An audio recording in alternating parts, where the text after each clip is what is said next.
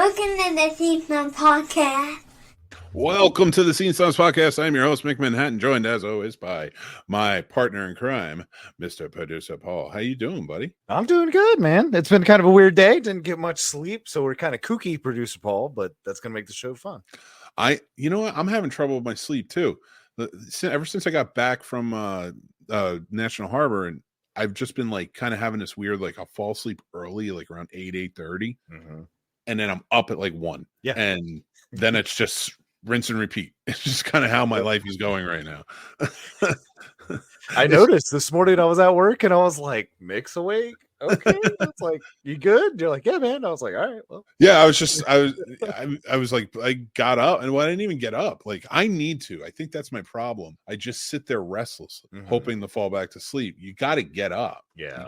You gotta circulate your blood. You gotta like get that oxygen going because something's happening in your body. It needs you to get up in that moment. And I bet you once you get up and you get that restlessness out, you're going to go right to sleep. So I'm going to try that probably again tonight. But I don't know. My sleep is off. I have like an overnight marathon this weekend for Joe Bob is doing his night marathon. So I got the kit. I'm going to hang out with the Mutant fam. I'm going to watch all the movies. Starts at 9 p.m. ends in the morning. Wish you would be there. Is that Friday to Saturday or Saturday and Sunday? It's when's the 30th? Today is 27th, 28th, 29th. So it's Friday. Okay. So, yeah, I'll be away. Boo. Son of a gun. Maybe I'll sneak in. Because my job doesn't know when I'm there or not. You can always text me. I'll keep you updated. Yep. So all I know is I got to get in that sleeping. Like, I'm going to do the overnight. Hopefully the overnight will like reset me. But here's the problem. Here's the problem, Paul. Here's where my mental health can't take it. All right. So we get to a point where I stayed at my brother's house last week when I was going to National Harbor for the conference. So I saw both my brothers there. And that's a wild experience in my family.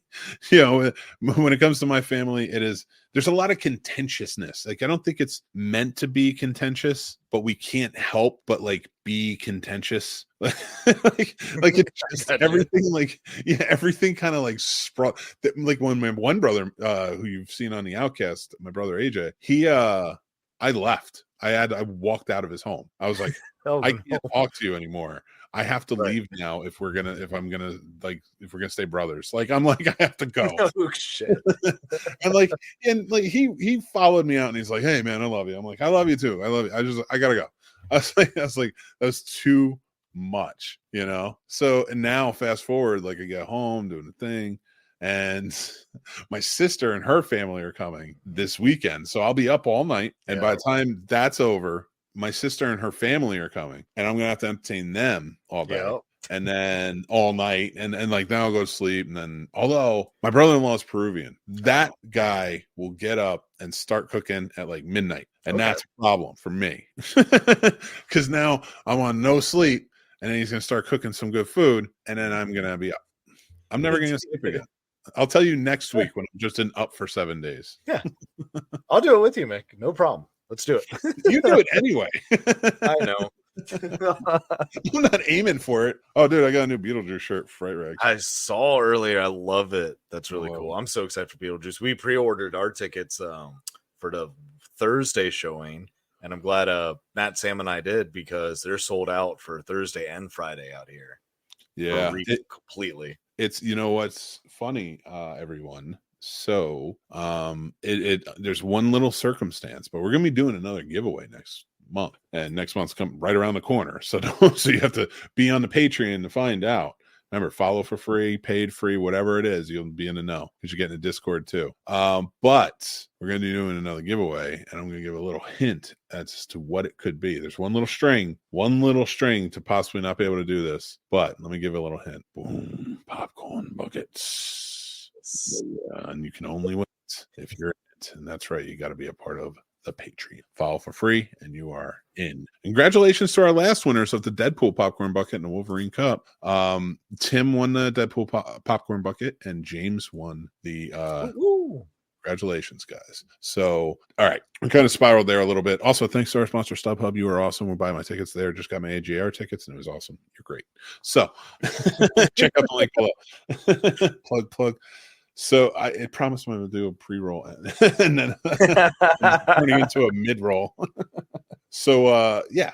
Anyway, we get to the point where I'm probably going to be up for the next 7, and we have guests next week too. Oh man, I got to prep. We're going to be talking a lot. We got some fun stuff for next week. We haven't even talked about this week, but we're going to have some fun stuff for next week. The VHS Club podcast will be joining in. So that's going to be a lot of fun. They're a great time. So make sure you check that out. Also, catch up on their episodes. Yeah, man. You absolutely should. I will. They're awesome. No, you listen to everything. I don't even want to hear it. That's like that. What I just said is like normal rhetoric for like normal people when it comes to podcasts. When Paul comes to podcasting, he goes hard, and here's where it got the most deflating to know this about Paul is I would have used him as a judge for the freaking snobbies as much as I could. And he would have been great at it. But my biggest thing with you, Paul, is I remember when you started listening to Scene Snobs and you kind of went all in on it, man. And I always appreciate it. I was like, man, we got like one of the number one fans and now a co-host. He was like our number one fan. Because you would text me like, hey man, I'm up. I'm starting from the beginning. And like you text me like pictures of the episode and stuff. But you do that for every podcast. So like, fuck you, man. No, that's just the ones you have on here. I'm kidding. I just like to know who we talking to. No, I love that, man. And you're a podcast guru, so I love it. Amanda Broom, what's going on? How you doing? And you don't know how to sneak in. I do. Well, no, I don't sneak anywhere. There's no sneaking. Right. Oh my God. Former President Donald John Trump.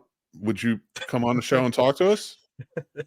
I would love to. I would absolutely love to. He was a president. Please come on the show. I would love to interview. I wouldn't even be a dick. I'm not going to be a dick.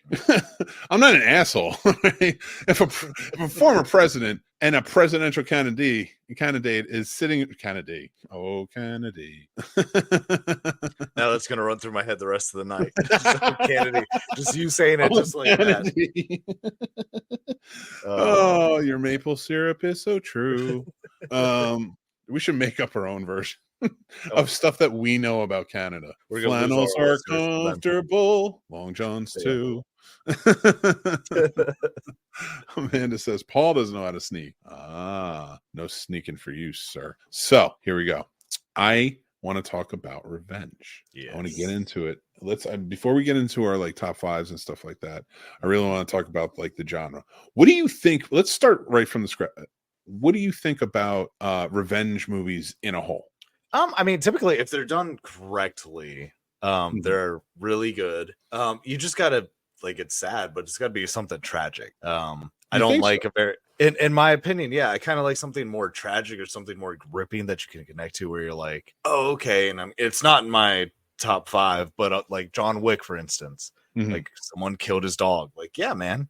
I 100% understand why you're doing it. So something like that, to where you're like, yeah, absolutely. If that happened to me or my family, like, yeah, that's going to be a problem. And yeah. Listen, I knew when I took this topic, like you would run with it. I knew like Paul was going to be like, not only am I going to like pick my movies, I'm going to watch them in my underwear while I eat soup.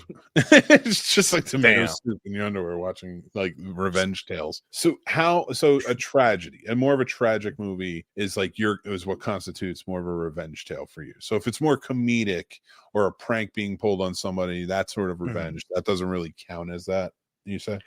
For me personally, not quite as much, unless it makes up for it. So like, for instance, The Hunt for me was still a good revenge tale, but it was mainly a comedy. So it's not like I was gripped in like, oh, this was a great revenge story. It was just kind of like, yeah, they just chose the wrong woman with the same name, you fucking idiots.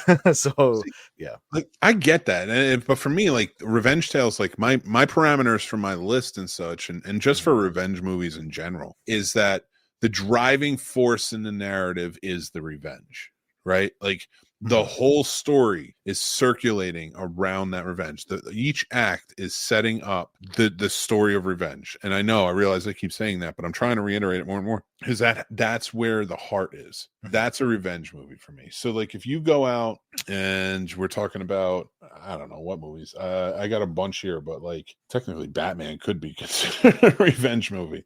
Deadpool could be considered a revenge movie. You know, like you could, but like, well, Deadpool's a little bit is actually the first Deadpool fits the framework of what I'm saying, which is the driving force for the entire narrative was the revenge. And I would say, as much as I love that Deadpool movie, and I think it's one of the funniest, if not the funniest, and just a really well put together film, that story is kind of flimsy after all. It's not that strong of a story. It's not, like, you're not going to build a huge amount off of it. It's the characters that make that story so good, you know? And that's most of the, like Marvel, DC comic book movies, like, which I don't look down on, but that's their purpose. Their purpose is to be sort of easy parables, and sometimes that builds up. But so thinking about so much of these revenge movies, like we were talking to the guys earlier and like seeing what they were saying. I saw Mad Max thrown out. Yeah, kind of. I mean, it's not. It is revenge. Like he is going to try and kill them. He goes mad. That's the point for sure. Right. So that first one is more of a revenge tale, hence why it's in the 70s, because it seems like everything in the 70s or every revenge tale since is like sort of based or sort of like has some sort of like pays homage to something in the 70s. That's because the 70s was filled with like the R word we're not supposed to say in YouTube will give us a hit, and revenge, R&R. So that's what that's all the 70s was. And Jaws for some reason, but even that's revenge. Oh man, everything sucks. I like the 70s, but like I am wildly like I've not seen a lot from the 70s, like a wild amount. I've seen 8,000 movies easy, and I haven't even gone through my physical yet, which I know are going to be a lot doubled up, into that 8,000, but there may be some gems in there.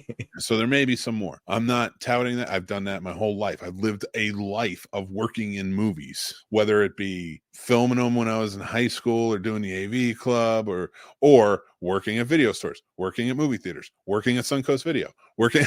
I have one time joked when I was in a movie studio that I have literally worked at every level of movies. So like, now I'm at this point where it's like, wow, yeah. I mean, and I have nothing to show.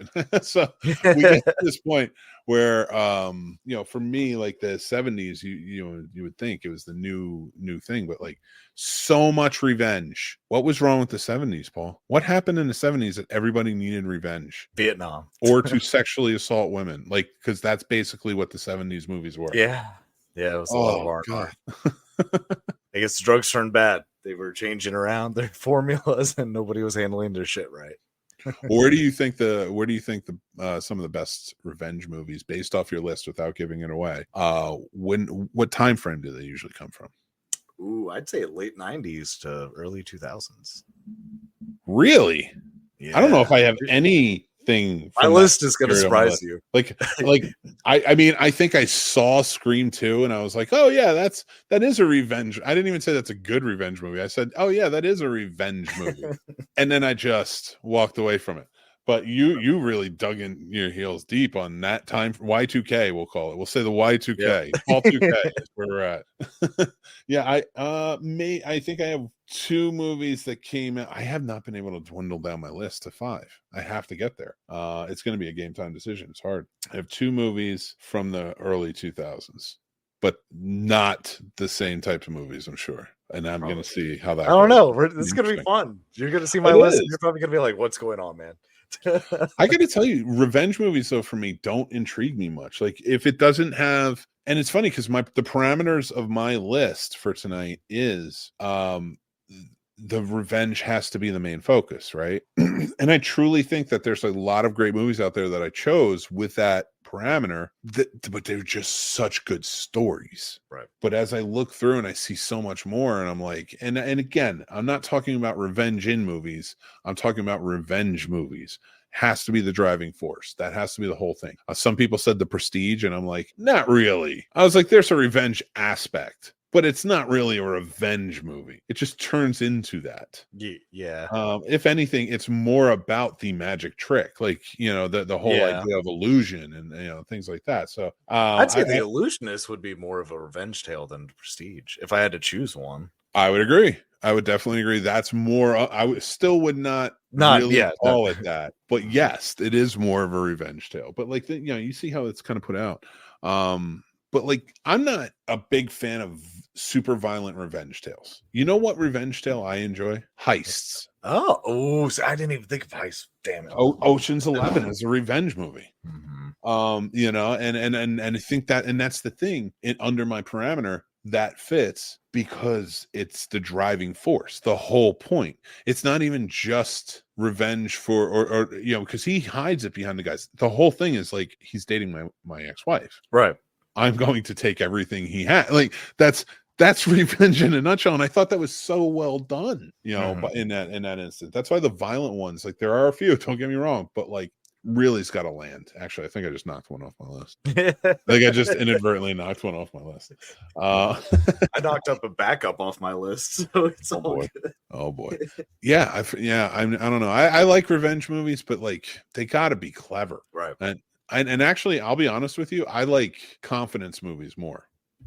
You know, which I think could fit into like a sort of a subgenre of revenge, because a lot of the confidence movies, like Ocean's 11 probably being the most famous one and the biggest one, which I would more attribute to heists than confidence. Like confidence movies, I would like what was that one with what was it, Will Smith and Margot Robbie, when there was like Babylon? They did like 3 movies together and everybody was talking about them. Focus or something like that. Thank you. Yeah, that one. Focus. Yeah. Like, that's not a heist movie. That's a confidence movie.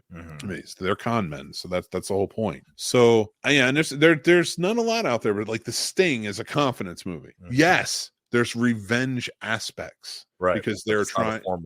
Yeah. You know, they killed his friend, and like, the revenge is a big thing that bears down, but it's more of the build, everything playing into it, what the whole thing is. So like, there's a fine line, and I would even put confidence movies as a subgenre, like I said, of revenge movies. But when you get into the revenge side of it, like, it's so bumpy. It really is just so bumpy, because like, even Revenge of the Sith, Star Wars, it's not really a revenge movie. Right. It's not really. It's just a dude trying to grab for power. You know, he doesn't even really hate the Jedi. He's just like, I just want the power. You know, screw him. I don't care. Jesus, man. So like, yeah, when it comes to revenge tales, like, I don't know, like, they are very easy to screw up, in my opinion. Or I feel like they're overused to be gory or something like that for shock value. I hate that, because there's no story, and it bothers me, because it's like, oh great, okay, it's a revenge tale. Like John Wick, I had fun with it. It was fun, good choreography. The fight sequences were just bouncing off everything, which is fantastic. The whole 9. But it's not a good story. In fact, the subtext of the movie, of like who John Wick actually is so much more interesting. And you barely get it, you know, like, it's like, that's why, like, for me, I'm just like, that would have been awesome to find out, like, to really play on, you know. Thank God they didn't kill another dog for those movies. Yeah, if they did that for every movie, I'd be done. I would have made it past 2. I would have been like, we're good. That was little puppy, so cute. You watch those movies, like, I don't know, like, for me, they're hit or miss. And even the John Wick movies, by the time I got to the 4th one, I was just kind of like burned out. I was like, all right, I liked it. And you know what it was? It was like, I like Keanu Reeves. I want to see him in other things. That's more argument. And actually, the trailer for Sonic 3 came out, and he's playing Shadow. So I'm like, all right, good. Now I'm gonna have to see that one. I love all of them. They're so good. But let's get to our lists. Let's get to started. All right, that's right. We're doing 5 takeaways, revenge movies. We're on theme for tonight in a big way. I don't think I changed. Yeah, revenge movie. Oh, I did change it out. Very nice. See, I was smart. I planned ahead. So, all right, guys. So this is where 5 takeaways. We're going to go over our top 5 revenge movies. Join in. Let us know in the comments what your favorites are. All right. So I'm going to have you start us off this time, Paul. I think it started last time. What's your number 5? My number 5 is the movie Fracture with Ryan Gosling and Anthony Hopkins. Ooh, the lawyer one. Yes. Is that a revenge tale? I mean, it's once again, it's kind of, we already talked about it because they reuse it, but it's, wife cheating on husband. So you're saying the revenge is him trying to get away with her murder? Yes. Is the big thing. Okay. I mean, listen, revenge movie. And it's your parameter. Remember, my parameter, guys, was the the driving force of the narrative. You have your own parameter of what you do. So I like that. Fracture is a good movie too. It's very underrated. I feel like people don't talk about it enough, or most people haven't even seen it. It's right up there. I like Sleuth too. Like the original with Michael Caine and Laurence Olivier was very good. And if anybody wants to check that out, it's from the 60s or 70s. I forget when it was. And then they remade it with Jude Law and Michael Caine, and they switched roles, and that was good too. And Fractured reminded me of that, where it's very much a cat and mouse between two actors having to play off each other. I thought it was really well done. So good choice. Number 5 on my list is The Wrath of Khan. Ooh, good choice. Whole point. The Wrath of Khan. Revenge on Kirk. That's it. That's the whole purpose. I love that movie from beginning to end. It is just a fantastic film. I think, and honestly, I think it's better than most of the Star Wars films coming out. Like that film. That film. Right. Maybe First Contact too. Like, don't get too mad at me. All right. And I will not besmirch the Holy Trilogy. So I love me the trilogy. So no, but for me, Wrath of Khan is just a fantastic revenge film, and it plays out perfectly because there is tragedy, and right, there is the cause, and then the effect, and we feel it, and then 3 completely ruins the effect. So whatever. But what's your number 4? The number 4 is Gangs of New York. That is a lame answer, and I hate you for it. Why? No, it's good. I thought it was good. I don't think it's as great as people remember it. Okay. I just see it's one of my comfort movies. That's another movie that it's great. But that's that's because it's so long. That's why it's perfect for when I'm sick. Shawshank does that for me. I can see that. Yeah. I can see the long movies too. There are some I'll put Wyatt Earp on. I will get mad if I'm tired and I just want to lay on the couch and Tombstone's on and not Wyatt Earp, because I can fall asleep to Wyatt Earp. Can't fall asleep to Tombstone.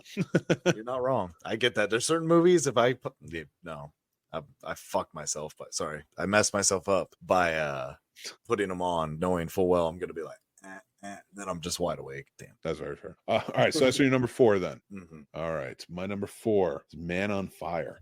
Ooh. Oh, I love that movie, and that's actually a remake. There is a Man on Fire from the 80s starring Scott Glenn and Joe Pesci. Same role, same story, the whole 9. But that Denzel Washington one was so good. It was just that's, if you're gonna make a revenge movie, that's how you do it. Build up this guy's heart. His only art is death, and then he goes to war. I loved it. I just thought it was so good. But what is your number 3, sir? My number 3 is Apocalypto. Yeah. I like it. So I had to choose one that, I didn't want to go John Wick, and I get this essentially is kind of the same thing, but I really like how they did it. I feel like they don't do enough good films with Mesoamericans and talking about the Aztecs and things like that. So I liked how they kind of incorporated that. And I enjoyed that film. I know a lot of people kind of shit on it, and I'm not saying it's the best, but to me, I think it's a pretty solid revenge tale. Okay, I got you. I'm down with it. Mel Gibson too. He's got another one for sure. Does he? 3 on my list. Yes, he's got it's with Mark Wahlberg, and no, it's fine. And I forget who else in it, but Mark Wahlberg's in it. And Topher Grace, but somebody else is in it. I can't think of the young lady's name who's in the movie. I know her too. I can picture her face, but I cannot think of her name. So I'm gonna move on.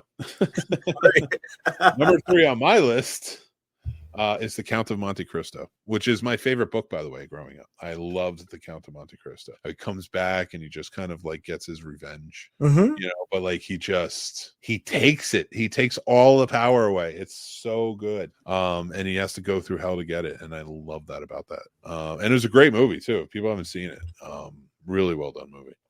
So what is your number 2, sir? You're probably going to hate this one because it's an odd revenge. It's a revenge that ends up hurting the person too. which I kind of like the dynamics of it, and that's Mystic River. Oh yeah, it's a really great movie. I thought about that one. Mm-hmm. That's a great movie. I just watched that recently with Sturdy. Okay. I think it was Sturdy. Yeah. And then that's a powerful movie, man. It really is from beginning to end. It hits you hard in a lot of ways. And that revenge aspect of it too. Oh, I don't want to give away any. And I don't mind usually ruining endings, but like I don't want to give that away. All right, my number 2 on my wonderful list is A Nightmare on Elm Street. Nice. I mean, don't get more revenge than that. I'm going to take your kids out in their dreams. Good luck. Give them the Mountain Dew. So like that, to me, it's an off the wall revenge one, but the driving force of the whole thing is revenge. That's Freddy's whole purpose, is to revenge, the revenge of his murder. Right. I mean, listen, not saying it shouldn't like do his pedophile, which I'm not saying you should burn anybody. I'm not gonna. Don't come to my house and be like, hey, come to the boiler room. No, I get the cops. Let's deal with this where I don't burn someone alive, because I don't want to do that. Accidents happen. No, not if you stay home. Paul's entire life flashed before his eyes when I said that. He was just like, I have not stayed home.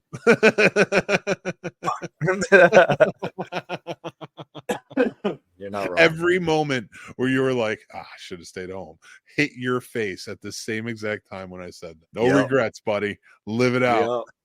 Choices made. Embrace absurdity. Embrace absurdity. I love it. And number 1 on your revenge list, sir, what is it? Memento. Oh, good one. I didn't even think of Memento. Oh, that's such a good choice. I just love that movie, period. And like I'm not going to replace it, but Memento would definitely be in my top 10. That's a good one. My number 1 on this list, Kill Bill. I mean, but the whole bloody affair. It's got to be that version of it, because all together, it's the perfect revenge story. It is It really is. Like, I mean, I hard argue with anybody to say like, oh, what's a more pure revenge story? And if you say fucking Death Wish, I swear to God, I'm going to ruin my life. That movie is dog shit. Forget it. I don't even want to talk about it. But my number 1 is good, and you should check it out. Kill Bill, the whole bloody affair.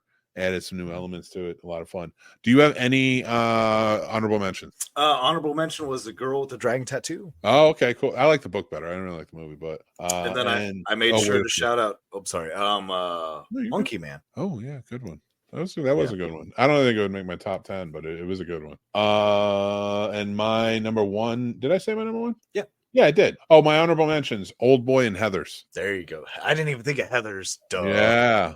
Dude, I love this movie. That crazy movie. And that's our 5 takeaways and a little bit more. So thanks for joining in for that if you're watching the clip. But go check out the whole episode because we'll talk about more. Let's get into our review. Let's start with The Crow, because I think we both sort of feel the same way about The Crow. And that's so we both got out to see it. So this is the sort of remake. I'm not even going to say, maybe a reboot is more a good use. A good word to use in this situation, because this is definitely a version of The Crow for way younger audiences, I feel. And we're going to get into that, but just to give you guys an idea, it's the idea itself. Eric Draven, his fiance, they get brutally murdered, and he comes back to avenge both of them as the Crow, because the Crows brought him back, because that's what happens. If you've seen the first movie, you know it's the Crows. It was Bill Skarsgård plays Eric Draven in this one. And let's just get into there's gonna be a little bit of I think spoilers here, so I'm gonna put up the banner before we talk about them. But before I get started, Paul, I want to hear what you think about it. Don't give your rating yet, but let's talk about it. Okay. So it's hard because I grew up with the original Crow. And I love Brandon Lee, R.I.P. I did like. I'm going to try to pick out the good things I liked about it. So I liked that Skarsgård didn't try to redo Brandon Lee's take on the Crow. I like that he kind of did his own variation of it. I respect that. I just feel like they didn't build the characters enough to give a shit. I just didn't care. So when he gets his revenge, I was like, okay, cool. that kind of happened. I don't know. I Yeah. just felt like I don't know. It was just like going through the motions of this, like, because you knew what was going to happen if you saw the original. So you already knew what you were in for. But they made him too, and I get it's a comic book, but they made it too comic book-y, in my opinion, to where it wasn't like the original Crow to me, where I was like, oh, this is like a solid movie. It's like, oh, Wow. You and I very differently on that. The original movie. I just watched it the other day. That is a comic book movie via the night. 100%. That is. What do you think Sorry, the 90s but that's was? Man, I was You think we growing up, just I don't all even know, normally man. dressed like the Crow and everything was like Detroit? Yeah, man. There's just fires everywhere. The Matrix came out, then it was all the big jackets and leather everywhere, and fucking Rob Zombie playing in the background. Yeah, I did wear many leather jackets. did you really? Yeah, I always had a leather Hell jacket yes. at one point. It was Did you all wear different. Jankos? Did you wear Jankos? No, I wasn't a Janko kid. No, I was actually like, it was more of like a long blazer, but it was leather. Okay, I think it went You down were to my dapper knees. man. I fucking Angel from Buffy and Angel, man. I was like, this looked like that type of look. I was like, Jesus Christ, no But- vampire. I don't sparkle. But as far as I'm I have concerned, no white face paint like the Crow. So as far as for once, I kind of agree with the audience's score and Rotten Tomatoes. I think it's barely a 20. They gave it up to what, a 20% now, but I think the 8% it originally had Friday and Saturday is about where I'd put it. I had friends ask if they should pay to go see it, and I was like, I'd wait to stream it, man. There's no reason to. I wouldn't waste the money to go see it in theater if I didn't have the subscription. hard to argue, but I am going to argue a little bit Okay. because I liked it a little bit more than you did, and I get that. And here's I think where some more of the spoiler side of it's going to come in. It's a very brutal movie. It's very dark. Unless it's like not dark, then it looks like a Hollister commercial, like when they're all swimming and everything. It's like Jesus. But basically, these two met in rehab, escaped extremely easily, like so easy you have no idea. Like I did not know you could get out of rehab this easy, and they did. So with that being said, they get away and then they have friends. They're together and they have friends and they're hanging out with their friends and they're getting tattoos and they're partying. Then they get brutally murdered because she did something murdery, because Danny Houston plays a bad guy. And I don't know if this is comic book accurate. I'm going to tell you right now, I didn't read the comics when I was younger. I did like the movie, and we'll get into that in a few, and I have nothing against the comics. I actually like the artwork of the original. And I'm probably going to pick it up. I think I'll appreciate it more at this age, but anyway, neither here nor there. Like I love the original. I liked it when I talked about it. Early on, we were, a couple months ago, I think we were talking about when they mentioned this, but and then I rewatched it this weekend, and that might become more of a mainstay for me. I might watch The Crow more often. It's that good. I forgot how good and how stylized it was. Mm-hmm. And you're right. Here's the funny thing. You're right about what you said about the looks, but you're also wrong because of how you said it. And I love you for that. Story of my life. Well, if you take these two movies, and really, Paul hit the nail on the head when it comes to this new Crow. It's okay. I think it's okay. I think if you watch it, it'll be fine. If you and your girl or your guy or your girls and whoever's together, you are with your significant other and you go out and you watch this and you're into horror and you're into that thriller sort of thing, I think you'll dig it. It might be a fun date movie, but I would not recommend, like, there's so many other fun date movies to go see. Like, I'm torn. So this might be a way for streaming, because it's going to be out soon enough. Everything's coming out like 2 weeks later at this point. So wait for streaming with this one.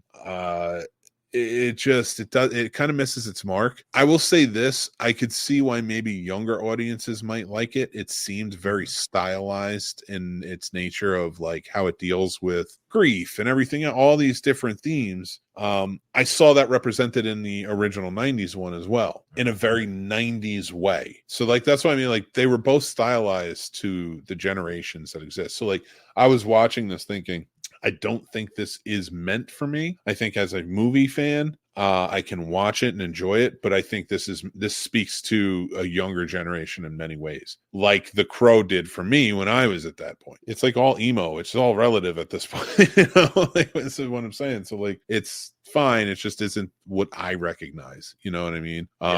If Sting is not walking down my high school corridor and Bill Skarsgård is dressed the way he is, he's getting his ass kicked just as much as the one who was just like Sting. High school was hard in the 90s, man.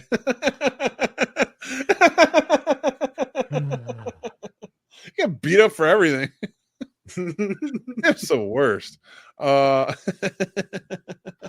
forbid you're a horror fan. Satanist. I'm the Crow. God, just oh my God! Right? Shit out of that kid. I had a buddy. I had a buddy who was like very into that. Like he dressed that way, right? And like that was his style. He was in the goth world, right? And like he got fucked with all the time. And like, but we all did. But we all did for something different, so nothing felt right. You know what I mean? Like it's like, is anyone doing this right at this point?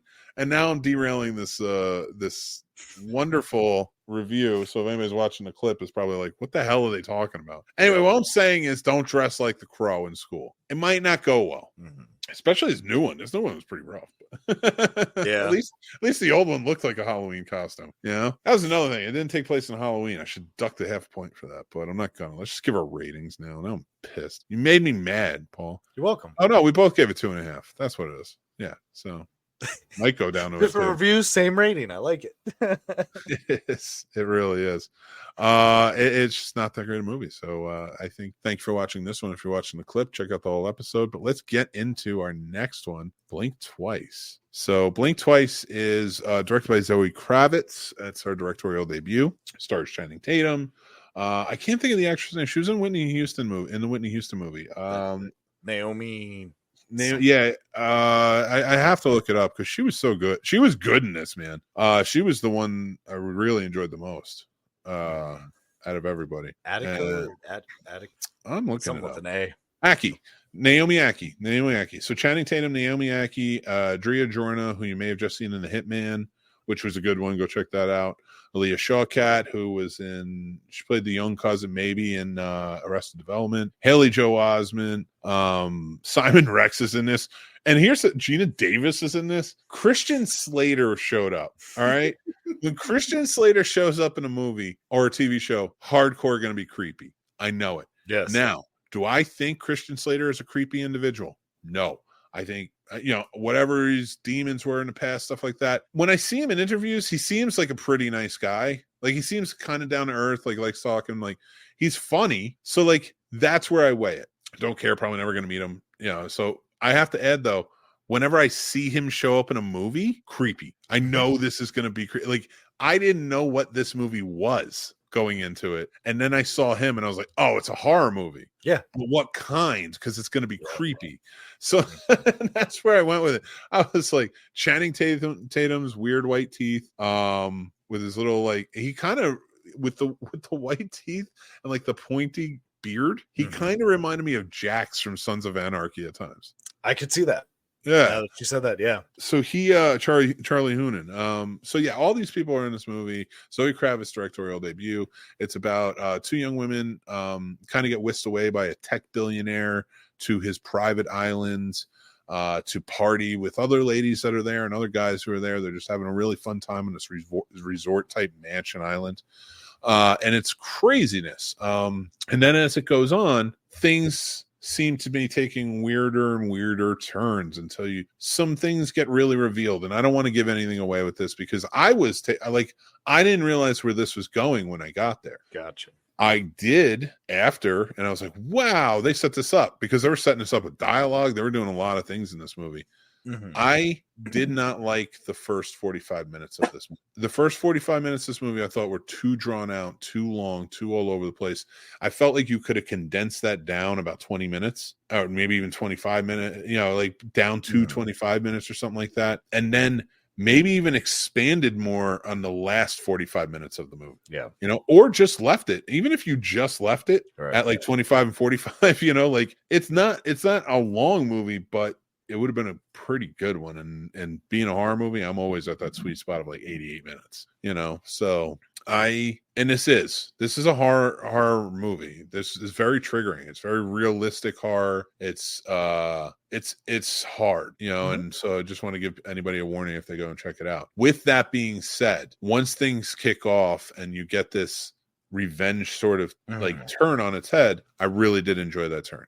I thought they did a great job in the third act. They really pushed it. And I will tell you, and it's the only like little spoiler I will give. So anybody like, and it's not going to give anything away, but the whole point of it was originally called Pussy Island because it's supposed to be very much Epstein Island-ish. Like they whisk these women away and then it's like to their horror, and you find out why and how as you go through it. But in the beginning of the movie, she's talking to the guy's therapist, and he goes, blink twice if you're in danger. And that really you don't understand how much that's going to set up. And I really do want to go more in depth about this movie again. I might want to watch it again before I do, but that goes when it's set up. But later on, when she sees him again, she blinks once. She goes, so nice to see you again, and blinks. And I was like, that was a really good payoff. Yes.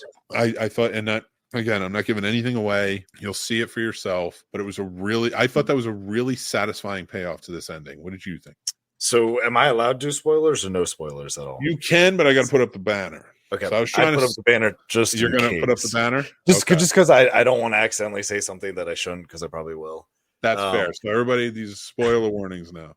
Yes, I will spoil it for you. Santa Claus ain't real. Zoe Kravitz, I loved her directing debut. I'm not gonna lie. I thought for her first one, I was thoroughly impressed. That being said, moving forward, I love Naomi. I loved her acting. I did think the beginning was drawn out a little too long. I think they made it a little too unbelievable that they happen to run into the tech billionaire and all this shit when they're upset, or when she was obsessed with him. I almost wish it had been more of almost a game show type thing, like, oh, we want a chance to meet him or this and that, not like we're caterers and then we happen to bump into him, then it happened. And they just made it seem too convenient, kind of like how The Crow did with them getting out of the that was the point. They've been there. They've been to the island. Right. But I don't know. I just think they should have done something different just to make it seem, because we didn't know they had been there before until the end, and they didn't know they had been there before until later. So that's what I'm saying. But the guys knew they were there. The guys set this up to make them be there. Right. But they still could have set it up as something more fun, like, oh, win a chance to meet the tech billionaire, you know, fucking like my Instagram picture. But the whole point of it was to make her want to come to him. Right. Him being at this thing. Oh, she somehow gets a chance to go. She's so obsessed. She wants to go to him. He loves that affection from her. So when he saw her show up, he's like, I'm taking you. And that's why at the end, when he's like, you're my best friend, he truly believes this. He doesn't know what it's like to have a friend. All these guys are like part of the monsters, like completely like, he's a monster too, don't get me wrong, but like part of the monsters heading him on. So I guess I'm not seeing how them going there, like, why would a contest make it? I don't. So what I was saying, I don't know. It just doesn't, to me, that doesn't make sense. That, like, let's say, I don't know, because I'm not obsessed with celebrities like that. But if I was obsessed with Jenna Ortega, like, it wouldn't make sense. It wouldn't make sense that I'm at my job and then all of a sudden Jenna Ortega's there. Then I fumble some piece of fucking furniture and she's like, "Oh, well, let me help you." And then all this, as opposed to if I was obsessed with her and Sturdy was running a contest to meet her, and I was like, "Yeah, I'll just throw my name in there and like the picture." Oh, I won, and I still get to meet her. That makes a little bit more sense. It's more realistic to me. I disagree within the physics of this movie, though. And the reason I say that is because I see what you're saying. That's been done. Right. You know, there's always been the contest to like, and then it either turns to shit or it's a love story that just is like, wow. You know, like it's a love triangle somehow. And I'm not against the idea of that, but them winning a contest is the chance. Now, it would be cool if they did that, if he had a lot of women that he was doing this to over time, which he did. And we knew that, but like he had a lot of women that he was allowing this to happen to over time. And then he would run contests and they would all enter obsessively to meet him. And then he would just take his pick on who he's going to bring. And if they played that storyline out, but because like over and over, like he almost, like his version of love, Right. which was really just a desire or lust towards her because he had no one else. Like he was taking steps like through even in therapy to manipulate her. And that was why I thought it was so good that Jess went with them, because she had never been there before. So when she got bit by the snake, all the effects of the toxins wore off. Right. Instantly, and I and that's why it's so quick. Like how many times has what's her name been there? To the effect where she can't remember in real life anything. And I had a gripe about that. Just because it seemed like that toxin didn't stay in your system that long. So I was kind of curious what the time span was from the last time she was there to the current time we got to see her go there. No, it stayed in their systems as long as it did until the snake bite juice came in. Because remember, she drank it, and that's when her effects wore off. Right. Because the woman walked in with the bottle, and it's just until you take the venom, then it's just taking effect, period. I mean, I don't think they went that far into it, but yeah, I would assume so. Because, no, that's fine. That answers my question. yeah. So I think they would come out of it when they were going through the trauma, and then they said they would clean them up, and then they would make them forget and then put them back. So it was a really intense. It was tough. It was tough, and I knew it'd be tough. And I appreciated that they put a trigger warning at the beginning of this movie. It was interesting seeing that pop up on the screen. I'll stay away from those words, but the R&R, it was tough, man. Even though it was I'll say it was brief. So if it is a sensitive subject for you guys and triggering, I'm not trying to say it won't trigger you, but I will say they do it very respectfully and they do it very quickly. But it is very intense, like super intense. She does do such a great job. Sorry to jump on that though. She does a really great job visually telling it from what I have to assume is a woman's point of view. Right. Because there was nothing sexualized about it. No. It was just disgusting. Yeah. And when I say disgusting, it's not gory. It's nothing. It's not, like Paul said, but it is. We all know what that is, and that's disgusting. Yeah. So, but they got past that. Like overall, let's give our ratings for the movie. I gave it a 3. I liked it. And you gave it 2.5, which I see, and I think works too. I think that's like middle of the road sort of. Go check it out. Like it didn't blow me away. I would say wait for streaming. Right. I'm also going to tell you, get through that first 45 minutes if you want to see the good stuff. Because again, that first 45 minutes, if I had bailed on that, like I knew I was going to review it, so I was going to watch the whole thing. But if this was just a movie I was watching, I probably would have bailed on it. Yeah. Because 45 minutes was just they weren't doing enough. They weren't building a tension up enough. They were just like having fun and it's getting crazy. And it's like by that point, I'm like looking at my watch. I'm like, all right. So that's why it doesn't have a very high rating for me. But and same for me. And for me, it's rewatchability, and because of the theme of it, it's just like spit on your grave. This is a movie I watched once. This is also a movie I watched once. I don't get joy from it, so I just won't watch it again just because I get it and that's it. And I get that. That's for me. I'm not saying it's an absolute shit movie, but for me, I can see why though. It's a hard one. Like even when I'm saying like I may watch it again, it's for research purposes for film. Like it's not going to be a fun watch. Right? Yeah, I'm not going to sit there and be like, oh, I'm in a good mood. Let's watch Blink twice. Yay. No. Oh, Jesus Christ. Maybe the first 45 minutes and then watch the first 45 minutes and then watch Without a Paddle. There you go. I feel like you can complement those movies well. Just watch Scary Movie 2 or 3 because it's got that guy from, I forget that actor's name. I Have a Dream. What is a dream? To Have a Dream.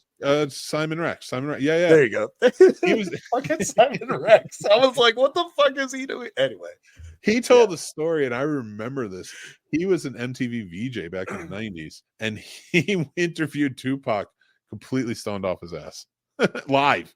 That's awesome. Watched it live. It was crazy. It was funny. All right, let's move on to mixed movie pick from 1966, and we will have a classic film review out for it either tomorrow or Thursday. I forget when it's scheduled, but make sure you like and subscribe for that. We're talking about the movie A Man for All Seasons.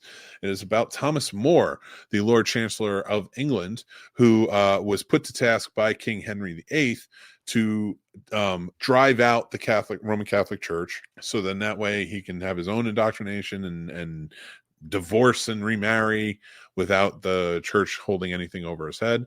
Thomas More was a man of integrity who did not go against his own beliefs and therefore suffered a great tragedy. This is his story through that. This is a very good character-driven story. This is very well told story. And if you really want to look at like what integral heroes that stand on principles look like an Atticus Finch type, this is definitely a good one, and I think you should check it out. I love this movie. Just to jump on that, I want to say thank you everybody for watching and hanging out with us tonight. But before we go, a few announcements. Again, thank you to our sponsor StubHub. We truly appreciate it. Go get your tickets. Venues coming up. You want to go see a comedy show? You want to go see a sporting event coming up? Football's coming up. Go to StubHub, get your tickets. I might actually go see Bruce Springsteen this weekend, and I will be getting my tickets on StubHub right down at the link below. Let them know we sent you. We truly appreciate it. But guys, this Friday, I will be watching The Last Drive-In Night Marathon, and I bought the survival kit, and I did a review for it. That's right. So go check it out. Let me know what you think, and if you're joining in, join over on our Discord. Only way to do that, you got to become a patron, either free or paid tier. You pick. I don't care. Appreciate the support on the paid, appreciate the follow on the free, but you're going to get your own perks like our newsletter, links. We're doing giveaways. We have another giveaway happening next month. Again, I'm going to give a little hint to what that could be. Oh, no. Oh, I'm sorry. Oh, that's right. Yeah, maybe a little popcorn bucket. That's right. A little hint. Beetlejuice. And that's all I'm going to say. But how dare you if he shows up? So, and we will be reviewing that next week. Of course, the wonderful ladies over at the VHS Club podcast are going to be joining us. I want to thank my awesome co-host Paul for joining in today. I want to thank all of you for watching, listening, keeping it alive. I was really dejected last week after Podcast Movement and just kind of seeing how the industry I've spent 13 years in. This is my 13th year of podcasting, and I love it.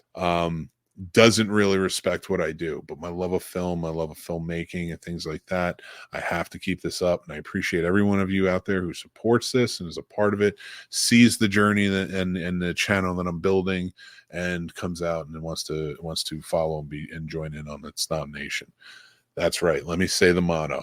We love movies, and we know you do too. So join the Snob Nation. But before we go, Paul, you want to say anything? Yeah. I mean, hey, you guys, it's getting colder. Mick just listed a lot of good things that are coming up in the next couple months. Also, it's a harder time for a lot of people as well, with a lot of family gatherings, things like that, when you don't have all your family members or even friends or things like that. So sure to reach out to your friends, check in on family members, do a check on yourself, because the next couple months are a little harder for a lot of us. Stay true to who you are, and if you need help, we're always free. Reach out to us. We always have the links below for any help you need. Don't be afraid to ask, because we all need help on different levels, and you need to do what you got to do. But keep watching movies, keep loving the magic of movies, and we'll see you next time. And Paul will stay out of the aviation gin. No, very good points. Thank you. Yes, we do have mental health resources always in our links down below. So if you ever need anything, they'll help you out. So great point, Paul. Thank you so much. Thank you again, everybody, for watching and listening. Remember, be kind, stay classy, and take care of yourselves, because that's important. Remember to like, subscribe, and hit that bell. And until next time, I will talk to you guys later.